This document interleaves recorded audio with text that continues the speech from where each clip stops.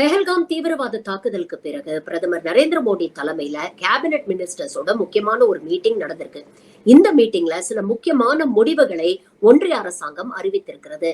அது என்ன அப்படின்னு பாத்தீங்கன்னா, ஃபர்ஸ்ட் வாகா எல்லையை மூட முடிவு செஞ்சுட்டாங்க. இரண்டாவது, இந்தியாவில் உள்ள பாகிஸ்தானியர்கள் 48 மணி நேரத்துக்குள்ள வெளியேற உத்தரவு பிறப்பிக்கப்பட்டிருக்கிறது.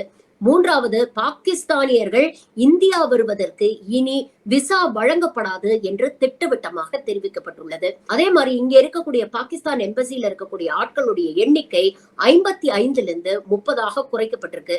மிச்ச ஆட்கள்லாம் உடனே பாகிஸ்தானுக்கு திரும்பி போகணும் அப்படின்னு உத்தரவு போட்டிருக்கிறாங்க. பாகிஸ்தான் சென்றுள்ள இந்தியர்கள் வருகின்ற 1ஆம் தேதிக்குள் தாய்நாடு திரும்ப வேண்டும் அப்படிங்கிற உத்தரவையும் போட்டிருக்கிறாங்க. அதே மாதிரி சார்க் விசா ஒப்பந்தத்தின் கீழ் பாகிஸ்தானியர்கள் இந்தியாவுக்கு வரதுக்கு இந்தியா விசா வழங்கிட்டு இருந்தது. இப்ப அந்த விசாவுக்கும் தடை விதிச்சிருக்காங்க. இப்படி அடுத்தடுத்தான அதிரடி நடவடிக்கைகளை பாகிஸ்தானுக்கு எதிராக இந்திய ஒன்றிய அரசு எடுத்திருக்கிறது அப்படிங்கிறது குறிப்பிடத்தக்கது.